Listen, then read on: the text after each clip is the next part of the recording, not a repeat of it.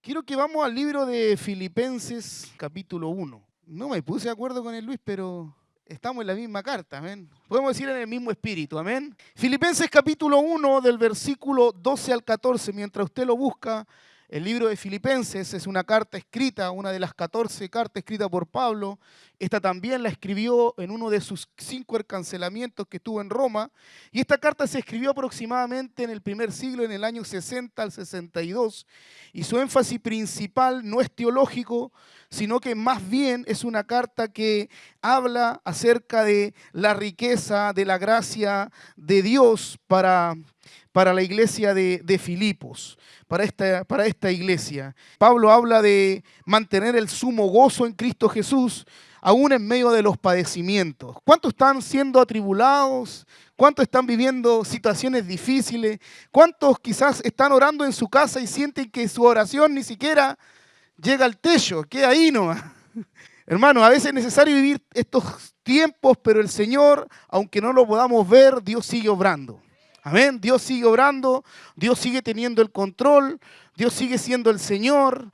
Siempre quizás digo esto, en relación al libro de Apocalipsis, el propósito final no es dar temor a la iglesia, sino que es un libro de esperanza hacia la iglesia, que aún en medio de las tribulaciones, en medio de los conflictos, Dios sigue teniendo el control, Dios sigue reinando, Dios sigue teniendo toda su creación bajo su gobierno. Amén. Así que mientras usted va al libro de Filipenses capítulo 1, versículo 12 al 14, que dice así o lleva por título, para mí el vivir es Cristo.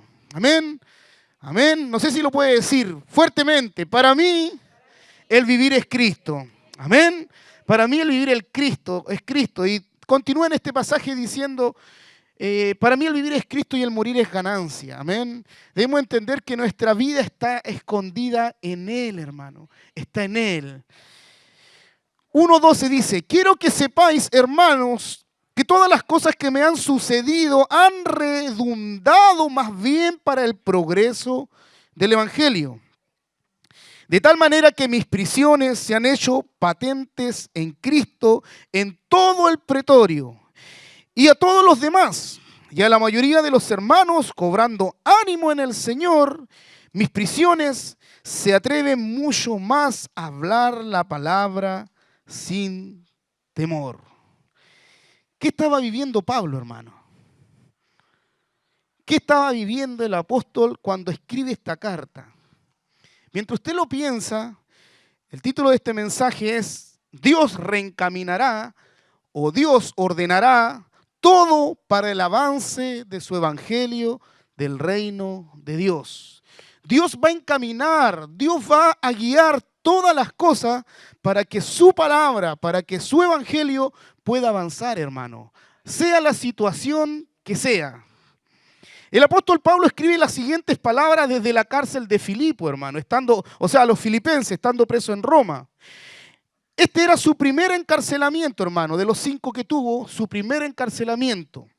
Quiero que sepan, hermanos, que las cosas que me han sucedido han redundado más bien en el adelanto del Evangelio. De esta manera, mis prisiones por la causa de Cristo han sido conocidas por todo el pretorio y entre todos los demás. La mayoría de los hermanos, tomando ánimo en el Señor por mis prisiones, se atreven mucho más a hablar la palabra sin temor. Resulta extraño esta afirmación, hermano. Resulta extraña esta afirmación, por eso la leí de nuevo.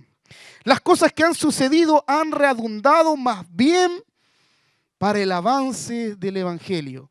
¿Qué estaba viviendo Pablo?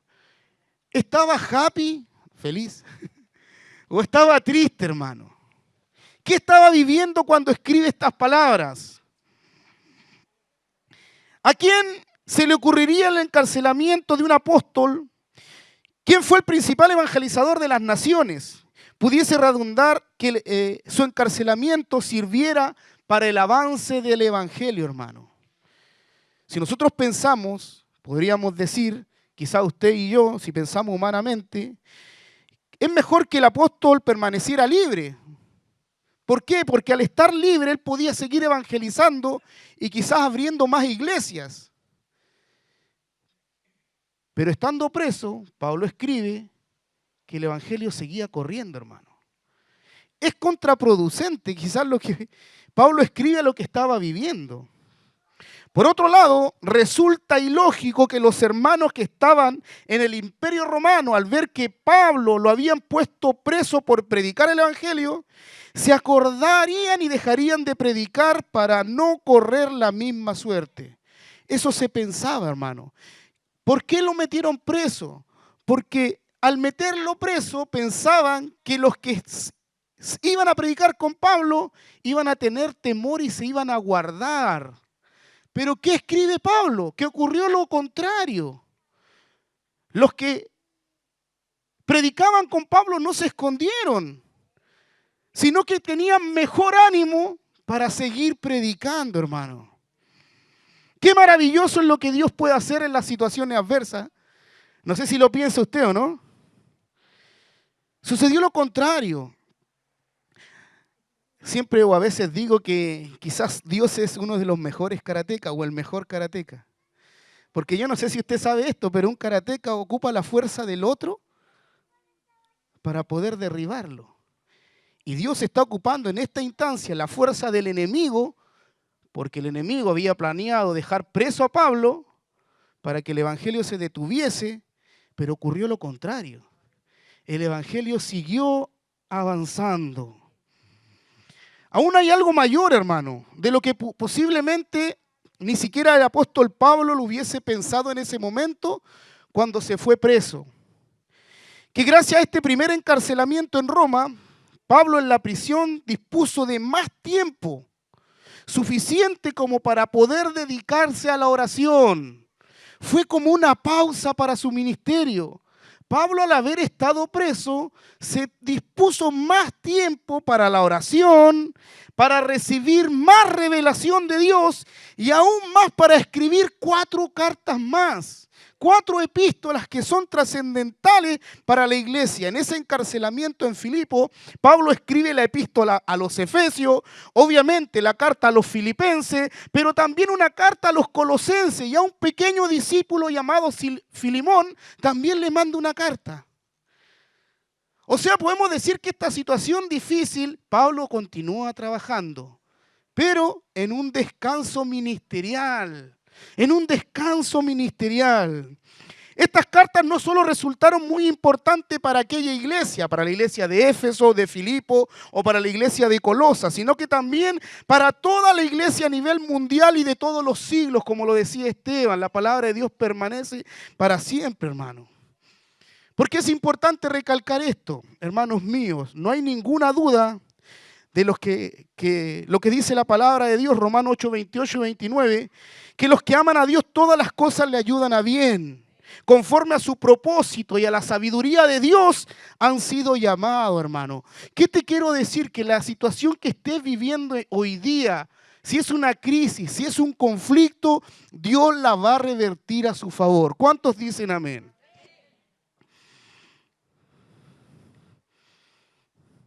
Quizás hoy las circunstancias que hoy día tú puedes estar pasando, las que estás viviendo en este último tiempo, Dios las va a revertir a su favor, como le digo.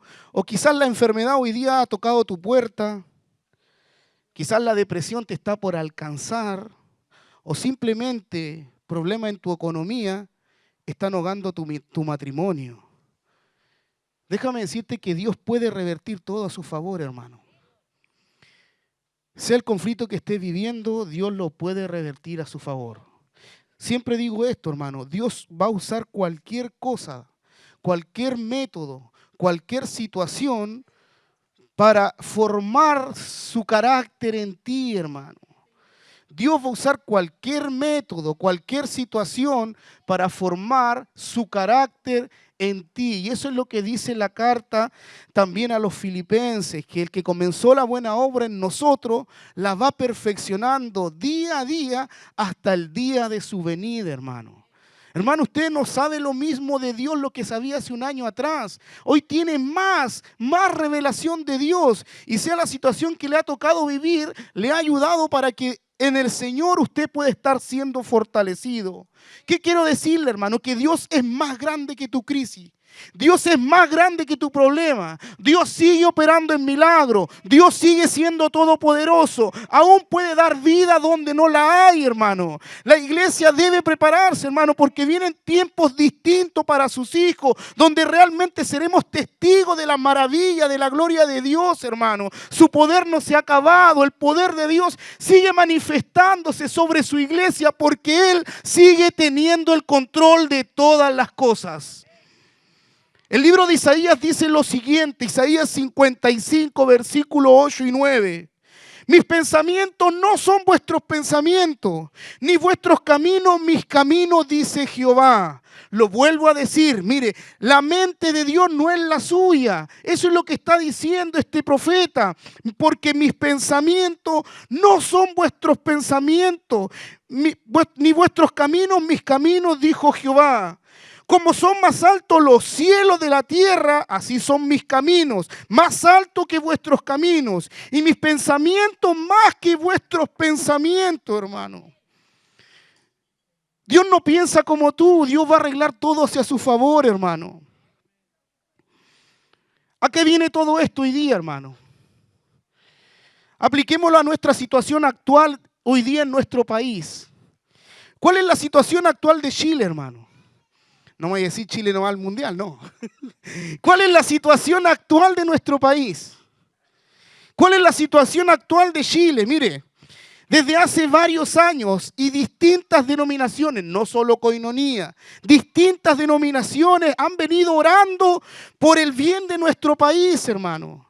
Han venido orando para que la presencia de Dios se derrame sobre Chile. Aún muchos han venido orando por aquella palabra profética que se entregó hace un poco más de una década, de que Chile será para Cristo y de que el avivamiento comenzará por el norte, hermano. Muchos han venido orando en pos de esta profecía que fue dada, hermano, de que Chile será para Cristo. Yo no sé si usted lo cree, pero si lo cree, diga un fuerte amén, hermano. Pero aparentemente todo cada vez está peor. Aunque la iglesia esté orando, Chile no es el mismo de hace 10 años atrás, hermano. Déjeme decirle que Chile cambió. Chile cambió, hermano. Antiguamente éramos una nación súper segura, estable económicamente. Éramos como el paraíso latinoamericano, hermano. En este año 2022 Chile cambió, hermano. Ejemplo de esto, la pandemia. Ha trastornado y ha complicado muchas cosas y ha traído dolor a las familias.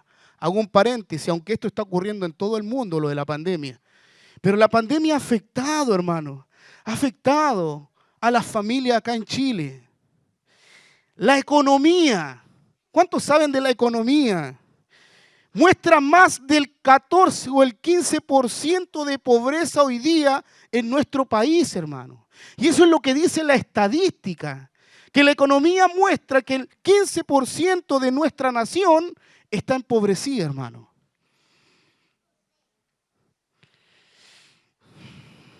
La inflación ha hecho que negocios hayan quebrados, los sueldos sean insuficientes, la falta de confianza y expectación del futuro en pos de la economía hace que la inversión se detenga.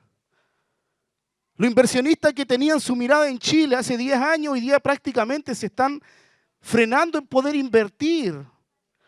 Porque el país no está como inseguro, hermano. El país como que no es un país confiable que era hace 10 años atrás, donde era el boom minero y donde había una gran oferta laboral, hermano. La economía, hermanos, hoy día debe ser mirada con sabiduría. ¿Qué les quiero decir, hermano? Que el recurso que llega a su mano o a su bolsillo o a su cuenta, aprenda a administrarlo, hermano. Aprenda a administrarlo. Y hago una pausa en esto. Existen lujos, deseos y necesidades. Muchos viven del lujo. Otros se dan deseos y ni siquiera cubren sus necesidades. Hermano, administre sabiamente sus finanzas. Porque la economía quizás hoy día es incierta. Hablemos de la inseguridad. Cada vez hay más robo, hay más crímenes, hay temor, hay angustia. Hermanos, y lo que nos llevó prácticamente, no sé, hoy día lo que estamos viviendo, este asalto que vimos hace un par de días atrás con resultado de muerte, hermano. No solo se llevaron la plata, sino que lo mataron.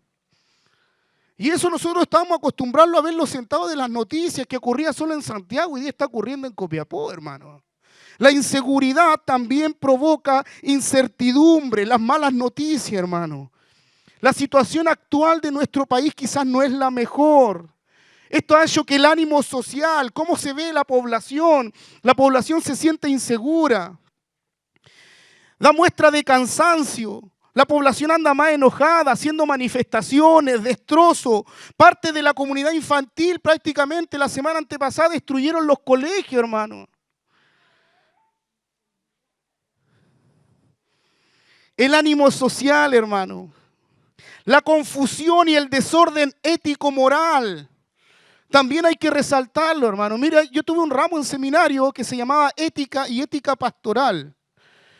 La ética moral, hermano, es importante. Hoy día hay cosas que se legislan a nivel país, hermano. Existen cosas, el aborto, ideología de género, identidad binaria, divorcios, convivencia en pareja y la crisis política hace que todo se agrave y todo se complique cada vez más, hermano. Y esto hace que el ánimo social, la gente no ande de buen ánimo, no ande feliz. Muchos dicen que como salió este presidente, y otros dicen, y lo he escuchado, algunos de sus adeptos dicen, es que todavía no lo dejan gobernar.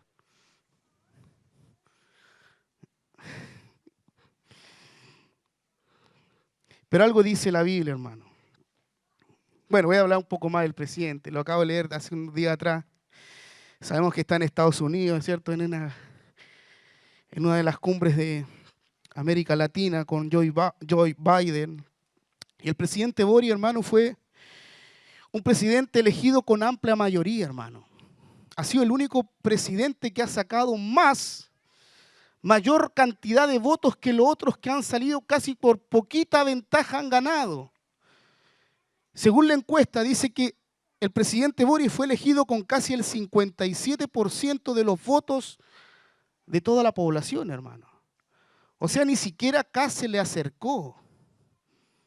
Uno puede decir, es que es un 7%, o sea, un 43%, es poco, ¿no? Un 6%. No, son miles y miles de votos, hermano, de diferencia. Hermano, lo que le quiero decir, que sea el presidente que sea, nosotros tenemos una sola labor, que es orar por aquellos que nos presiden. Amén. Me gusta lo que dice siempre el pastor Carlos. Nosotros no estamos para poder criticar al gobierno de turno, hermano. Porque la iglesia no es ni de derecha, no es ni de izquierda, ni de centro izquierda. La iglesia es de arriba, hermano. Y nuestra confianza no está puesto en un gobernante. Nuestra función es orar por aquellos que nos presiden. Es orar por el profesor de clase. Es orar por la directora. Es orar por el carabinero. Es orar por toda autoridad que es puesta por Dios, hermano. ¿Cuánto más por nuestro presidente? Ya está, hermano. Nada va a hacer que lo puedan sacar. Lo que nos queda hacer como iglesia es orar por él, hermano. Es orar por él. Y orar en pos de que el Señor bendiga su vida. Que coloque asesores conforme al corazón de Dios al lado de él. Y este es el país que habitamos hoy día. Que Chile cambió hace 10 años, por lo menos ha venido cambiando. Pregunto.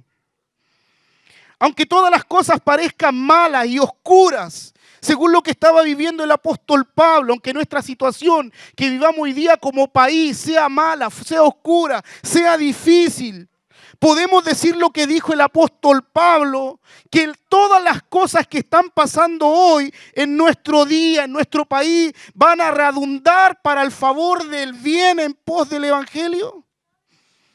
Hermano, sea lo que estemos viviendo, Dios sigue teniendo el control. Estas cosas van a también ayudar para que el país que habitamos, el evangelio pueda correr, hermano. El evangelio debe correr. Las cosas que están pasando hoy en día en nuestro país redundarán más bien para el progreso del evangelio, hermano. Mi mensaje hoy apunta a responder esta pregunta. La misma pregunta que tuvo el apóstol Pablo, mi encarcelamiento, ¿a qué está sumando? ¿Al bien del evangelio o se detuvo la obra? Permítame traer una base de un artículo que leí en redes sociales hace unos días atrás, aunque en realidad fue publicado en mayo del año pasado. el periodista Patricio Zunini, periodista de la Infonbae, el cual publicó el siguiente e interesante artículo que dijo lo siguiente: mientras en redes sociales hay discusiones mediáticas y se deja entrever que atravesamos la época más secular de la historia, diferentes voces salen en el cruce de otro discurso. Uno de ellos fue Iván Patrella, quien, lejos de enmarcar a nuestro presente cristiano, lo ve como un futuro incierto, como un tiempo sin fe. Plantea que la influencia de la religión es mucho mayor de lo que realmente se esperaba. Hoy señala, más del 80% de la población mundial asegura profesar una religión. Iván Patrella es un agnóstico, tiene un doctorado en religión otorgado por la Universidad de Harvard entre el año 2015 al 2017. Fue secretario de una red de cooperación internacional en el Ministerio de Cultura de su país. Y él publicó un ensayo, Dios en el siglo XXI. El título de la entrevista que publicó este periodista son las palabras de Iván Patrella, que dice: como agnóstico, envidio a los creyentes. Como agnóstico, envidio a los creyentes. La última pregunta que le hizo el periodista fue esta: ¿cuál es el rol de la religión en el contexto actual del aislamiento en medio de la pandemia? Esta fue su respuesta. En marzo del año 2020 fue el mes de mayor búsqueda en Google de la palabra plegaria entre los últimos 5 años. Hace poco salió una nota que decía: desde que empezó la pandemia, el libro más vendido ha sido la Biblia. Se sabe que en los tiempos de crisis la religiosidad aumenta. En momentos de incertidumbre, las religiones toman ventaja comparativa de dar certeza y además dan consuelo. Como agnóstico, a veces siento cierta envidia de los creyentes. Incluso diría, envidio al fundamentalista, o sea, aquel que tiene argumentos de su fe. Sería bastante reconfortable creer que hay vida más allá de la muerte. Por otro lado, la pandemia aceleró algunas tendencias que ya existían, como reuniones y conglomeraciones religiosas de manera virtual, algo que nos tocó a nosotros. Es algo que tampoco debería sorprender, porque la religión siempre avanzó de mano de la tecnología. El protestantismo hizo gracias a la imprenta, se imprimieron los primeros libros, los movimientos de telepredicadores con el televisor, la incorporación de las nuevas tecnologías para dar mensaje religioso no es ninguna novedad. Siempre la iglesia ha avanzado en pos de la tecnología. Y lo último en relación a esto, salimos a caminar todos los días y no vemos la muerte, la enfermedad y la vejez. Construimos palacios mentales para no ver nuestra mortalidad, pero hay veces que, como en esta pandemia, y que en esas paredes no aguantan, se caen a pedazos en un punto. Hoy estamos como en el origen del budismo, viendo que lo que vivió el Sadai, dice, cuando salió del palacio por primera vez y lo llevó a la búsqueda espiritual. Eso es lo que escribió un agnóstico, hermano. Alguien que no cree en Dios. Metámosle Biblia a esto. Lucas 15. Lucas 15, hermano. Si lo busca, del 11 al 24. Lucas 15, del 11 al 24.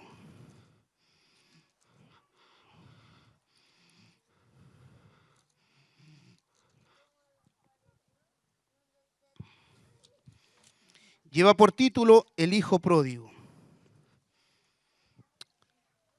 Lucas 15, del 11 al 24 dice: también dijo, un hombre tenía 2 hijos, y el menor de ellos dijo a su padre: dame la parte de los bienes que me corresponde, y les repartió los bienes. No muchos días después, juntando todo, el hijo menor se fue lejos a una provincia apartada y allí desperdició sus bienes viviendo perdidamente. Y cuando todo lo hubo malgastado, vino una gran hambre en aquella provincia y comenzó a faltarle. Y fue y se arruinó a uno de los arrimó. Gracias, Daniel. Es que casi ya no veo. A uno de los ciudadanos de aquella tierra, el cual le envió a su hacienda para que apacentase cerdo. Y deseaba llenar su vientre de las algarrobas que comían los cerdos, pero nadie le daba. Y volviéndose en sí, dijo: ¿cuántos jornaleros en casa de mi padre tienen abundancia de pan, y yo aquí padezco de hambre?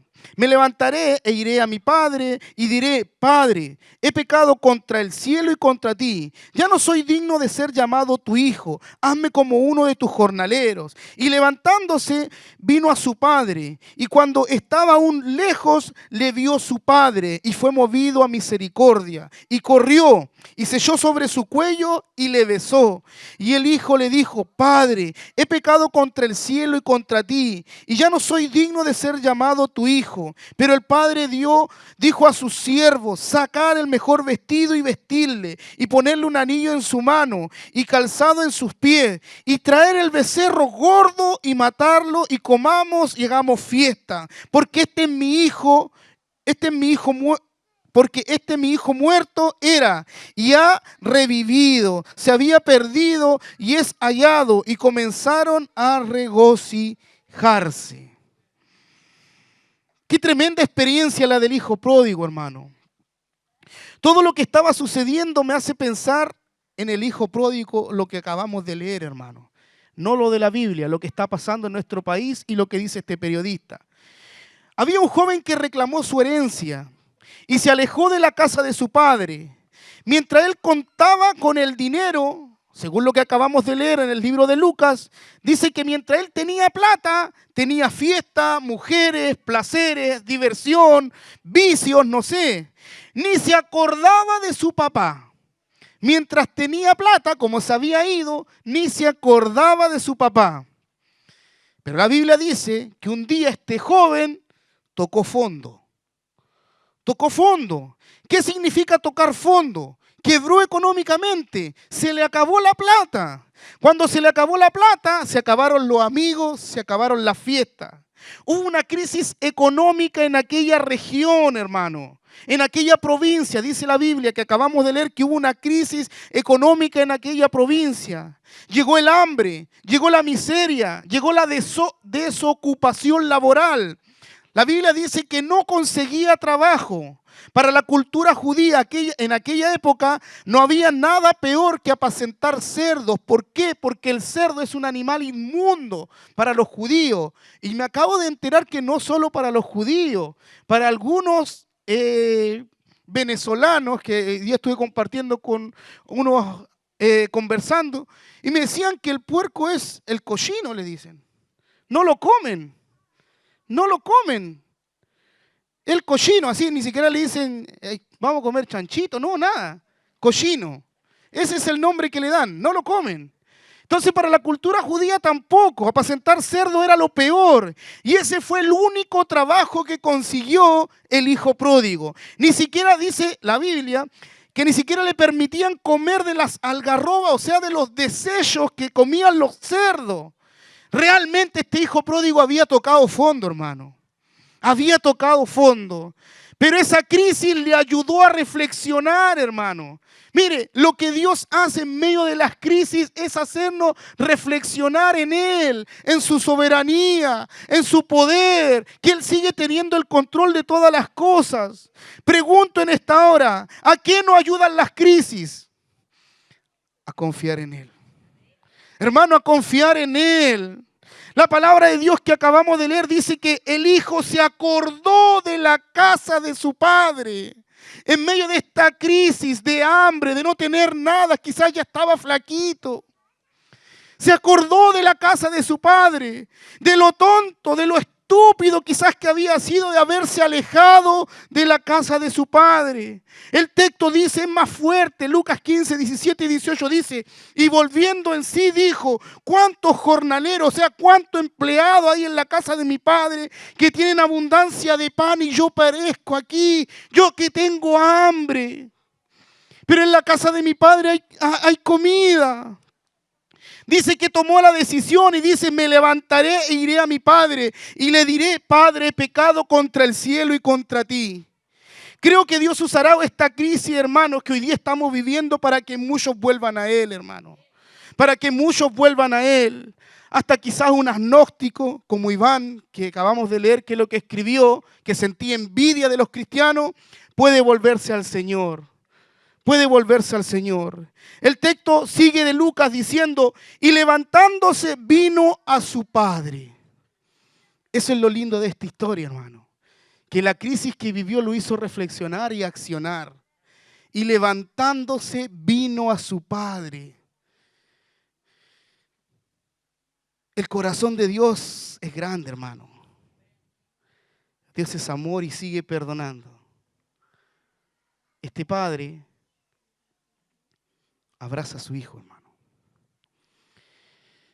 Y levantándose vino a su padre. Hoy hay mucha gente, hermano, que está tocando fondo en lo natural y en lo espiritual. Ponga atención, hermano. Hoy hay mucha gente que está tocando fondo en lo natural, o sea, en su vida normal y también en lo espiritual. Quizás no todos tienen hambre, pero nosotros, la gente tiene hambre, pero nosotros tenemos el pan, hermano. Tanto físico y espiritual. Quizás no todos tienen hambre, pero muchos sí. Y mire lo que les voy a decir como iglesia, debemos tener discernimiento y sabiduría para poder estar atentos a los que tienen hambre, hermano. Otros también van a tener hambre, no hoy día, pero sí en un tiempo más adelante. Es por eso que como iglesia debemos ser entendidos en los tiempos. No preocuparnos en convencer a los que no tienen hambre. Estoy hablando espiritualmente. Lo vuelvo a decir. No preocuparnos de convencer a los que no tienen hambre. Enfoquémonos en aquellos que sí tienen hambre, hermano. Y estemos atentos y tenemos que saber esperar cuando aquellos que tengan hambre para poderles saciar el hambre, hermano. Nosotros tenemos lo que la gente necesita, hermano. Y no lo digo a modo de jactarnos. Nosotros tenemos lo que la gente necesita. Mire, ponga atención mucho a lo que le voy a decir. La gente no tiene paz. Nosotros tenemos la paz. Y aquella paz que sobrepasa todo entendimiento. Que aún en los momentos de dolor podemos hallar descanso. La gente no tiene fe. Y nosotros sí la tenemos, hermano. La gente no tiene esperanza. Nosotros sí tenemos, hermano. La gente no sabe orar. Nosotros sí sabemos pedir a Él. La gente no sabe lo que está bien y lo que está mal. Usted que tiene al Espíritu Santo que mora en su vida, tiene discernimiento del bien y del mal. La gente no sabe cómo regresar a Dios. Nosotros les podemos ayudar a cómo hacerlo. La gente no conoce el plan maravilloso de Dios para su vida. Somos nosotros los que debemos explicarle aquel plan de Dios que tiene para su vida, hermano. La gente está cansada de malas noticias. Nosotros tenemos la buena noticia del Evangelio, hermano. Nosotros tenemos la buena noticia del Evangelio, que es poder, que es locura, hermano. Necesitamos tener un corazón del Padre y no solo del Hijo, de volver en sí y regresar a la casa del Padre, hermano. Mire, y acá es el contexto espiritual. Debemos tener el corazón del Padre. Lucas 15:20 dice lo siguiente. Y levantándose vino a su padre, y cuando aún estaba lejos lo vio su padre y fue movido a misericordia y corrió y se echó sobre su cuello y le besó.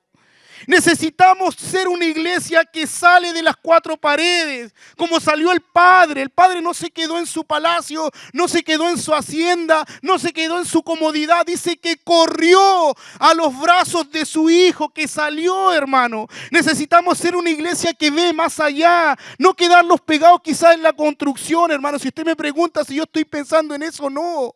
Espiritualmente estoy viendo mayores cosas, crecimiento de la iglesia, mover de los dones de Dios, y naturalmente yo no estoy pensando en la construcción, es que estoy pensando en comprar, hermano. Necesitamos ver más allá, hermanos. Necesitamos ser una iglesia que corre hacia el pecador como aquel padre. Necesitamos ser una iglesia que abraza a aquellos que sufren, aquellos que están en dificultad. Necesitamos ser una iglesia que oye a la gente. El padre, hermano, no habló. El padre, cuando fue donde su hijo, no le criticó, no le pegó, nada, no habló. Solo fue, lo abrazó y lo besó. Necesitamos ser una iglesia de menos palabra y más acción, hermano. Necesitamos mostrar amor en vez de predicar amor, hermano. Necesitamos mostrar amor en vez de predicar amor. Necesitamos ser una iglesia que quizás no sea tan estructurada, sino que más bien sea más cercana a las personas, más generosa, más solidaria, más servicial, más sencilla y hasta más espontánea, hermano. Necesitamos ser como el Padre. Necesitamos ser esa iglesia que le devuelva a las personas su dignidad. En medio de estas crisis, el Padre le devolvió el vestido al Hijo, le colocó el anillo y le colocó el calzado. Hermano, Dios te puede dignificar en medio de las situaciones que puede estar viviendo. Y por último, que provea para sus necesidades. El Padre sacrificó el mejor becerro. ¿Qué está dispuesto a dar por aquel que necesita? ¿Cuándo fue la última vez que te metiste la mano al bolsillo, te sacaste la chaqueta o te sacaste el calzado para bendecir a otro?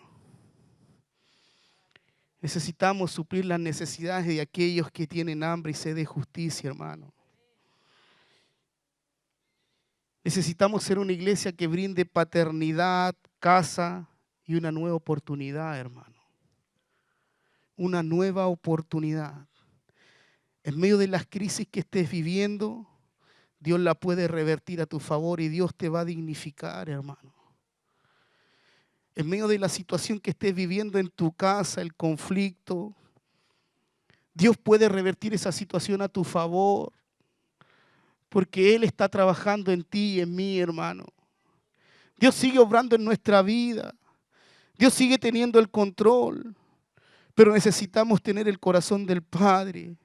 No solamente de ser el Hijo y volver en sí. Necesitamos curar las heridas de aquellos que están cansados, hermano. Hoy día tristemente escuchaba una llamada de alguien que decía, ya no sé qué hacer, estoy cansada. Veo que viene una y otra situación. Y solo le dije, ven a Jesús. Venid a mí los que estén cargados y trabajados, que yo los haré descansar. Póngase pie, hermano. Cierre sus ojos. Cierre sus ojos. Hermanos, quizás estamos viviendo tiempos difíciles como nación. Quizás hay crisis por la pandemia. Quizás la economía no es la mejor. Quizás la inseguridad social tampoco hoy día es la mejor en nuestra ciudad. Y aún más el ánimo social quizás ya no es el mismo. Pero Dios sigue teniendo el control. Dios sigue teniendo el control, hermano. Y Dios va a usar cualquier cosa para que su evangelio pueda correr hacia otros. Déjame decirte que Dios va a usar tu vida, hermano, para traer a otros a los pies de Cristo. Cierra tus ojos. Ora al Señor. Hermano, yo no les conozco a todos, no he visitado a todos. Sí hemos trabajado con mi esposa, hemos visitado muchos hogares en estos últimos 2 meses, hermano. Esteban también está haciendo un trabajo pastoral de visitar. Y no conocemos todas las realidades, pero yo sé que quizás en tu vida estás viviendo una situación en la cual necesitas una intervención divina. Quizás necesitas un consejo, sea de tu pastor, sea de tu discipulador. Necesitas un consejo para poder encontrar una respuesta. Presenta tu necesidad en esta noche. Y así como el Señor lo hizo con el apóstol Pablo, en medio de una crisis, estando en prisión, Dios lo usó para que el evangelio aún corriera con más poder y que los discípulos tuvieran mejor ánimo. Dios puede usar tu vida también. Ora a Jesús, cierra tus ojos. Este es un tiempo para ti y para Él. Y Él que conoce todas las cosas, Él que conoce tu mente, Él sabe lo que estás pasando, lo que pasa en tu casa, lo que quizás estás pasando en tu trabajo, en tus estudios. Él lo puede revertir.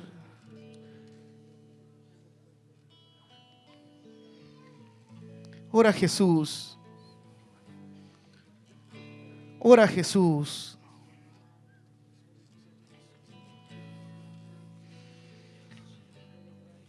Ora a Jesús.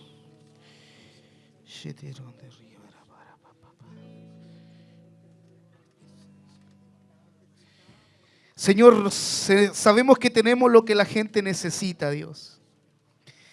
Pero necesitamos ese buen ánimo en nosotros, Dios. Padre, enséñanos a poder crecer en los procesos, en las crisis que podamos estar viviendo, en el matrimonio, en la familia, sean de salud, sean de carácter, sean de economía, sean de finanzas, sean de mayordomía, sean de familias. Tú puedas revertirla a nuestro favor, Señor. Padre, en el nombre de Jesús, necesitamos cobrar ánimo, Dios. Necesitamos que nuestra lámpara esté encendida con el aceite del Espíritu, Señor. Padre, porque necesitamos traer otro a los pies de Cristo, ser como aquel padre que va y que entrega la paz que su hijo no la tenía. Necesitamos, Dios, dar esta paz que el mundo no la tiene, Dios. Necesitamos sembrar la fe que es nacida en Cristo Jesús, Señor. Necesitamos enseñar a otros a orar. Necesitamos traer a otros a los pies de Cristo. Necesitamos, Señor, bendecir a otros. Dios maravilloso, en el nombre de Jesús, derrama de tu gracia y de tu favor en esta hora, Dios. Padre, que al salir de este lugar podamos salir con una buena respuesta y solución a nuestros conflictos, Dios. Espíritu Santo de Dios, direcciona todas las cosas para el bien de tu iglesia, Dios. En el nombre de Jesús, en el nombre de Jesús, Señor, bendice a tu iglesia, Dios. Tú sigues teniendo el control. Tú sigues gobernando, Dios. Hermanos míos, quiero que sepan que las cosas que están pasando y que van a pasar en nuestro país, sí van a redundar para el bien del progreso del Evangelio. ¿Cuántos dicen amén? Quizás muchos hoy día están tocando fondo y otros quizás lo van a hacer de aquí a poco tiempo. La gente tiene hambre, pero nosotros tenemos el pan que descendió del cielo, que es Cristo Jesús. Quizás hoy día en nuestro país el 70% de los habitantes se dice ser cristianos o católicos y solo un 15% se dice ser evangélico o discípulo de Jesús. Pero es importante que los que se sientan discípulos de Cristo puedan leudar a otros, hermano. Puedan leudar a otros, como la palabra de Dios lo dice en el libro de Habacuc, capítulo 2, versículo 14. La tierra será llena del conocimiento de la gloria del Señor, como las aguas cubren la mar. Así que así va a ser en nuestro país, hermano. La palabra de Dios se cumplirá, hermano. Y vamos a ver un gran avivamiento en Chile, hermano. Quizás el más grande avivamiento de toda la historia. Porque las cosas que están sucediendo, que quizás son negativas, van a redundar para el bien del progreso del evangelio del Señor, hermano.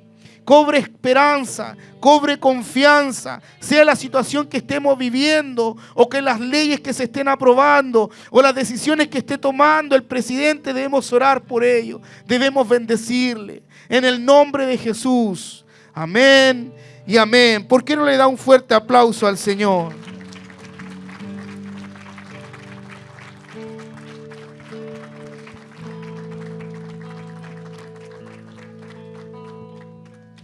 Nos toca cobrar ánimo, hermano.